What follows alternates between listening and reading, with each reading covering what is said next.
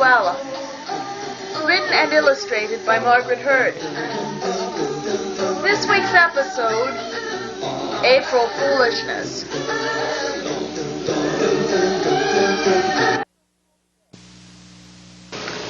It was April Fool's Day. Millie the Millicent phoned the school secretary. "I won't be in today," she said. "I've fallen and I can't get up." Louella Snuggle Bunny phoned too. "I'm afraid I won't be in today. I've fallen and I can't get up." In fact, everyone who was in Mr. Cahooganflugel's science class first that morning all phoned in sick with the same excuse. Yeah, let me guess," said the secretary. "You've fallen and you can't get up." Mr. Cahooganflugel's class showed up half an hour late. But where was Mr. Cahooganflugel? "Look!" exclaimed Millie, pointing to the blackboard. "Mr. K won't be in today," Louella read aloud.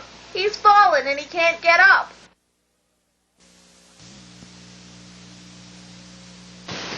Unga bunga!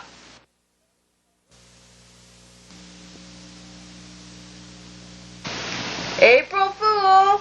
Mr. Cahooganflugel! exclaimed Millie as she bent over to pick up her books. "We should have guessed you'd get back at us," said Louella as she bent over to pick up Kilroy. "I always know how to keep at least one step ahead of you corkers," said Mr. Cahooganflugel.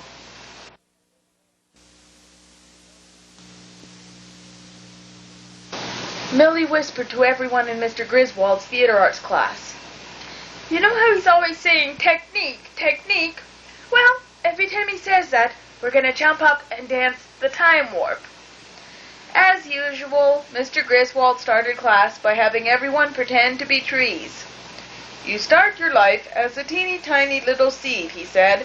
"Scrunch yourselves up as small as possible and imagine that you're surrounded by warm, damp soil.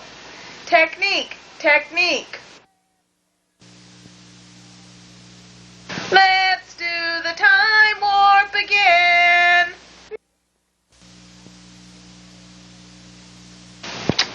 After school, Millie went back to Louella's place with her. "That's funny. Margaret's usually home by now," said Louella. Then she found a note on the fridge. "Dear Louella, I've moved away to New York. Richard and I decided to elope so I could get my green card and become a U.S. citizen. Besides, this month, Ernie's Justice of Peace and Coffee Shop is giving away free blueberry streusel swirl cheesecake with every marriage ceremony. We'll be sure to save you a slice when you move down here to join us on the Easter weekend. Arrangements have been made to move the rest of our stuff, so make sure you've packed your bags. Be good and don't throw any wild parties. Love, Marg."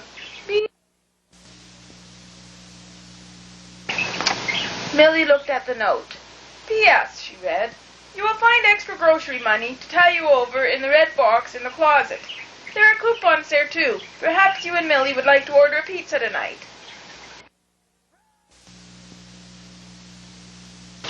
Rah! April Fool! Mark, we should have guessed it was you. "I can't believe I fell for the same sort of practical joke twice."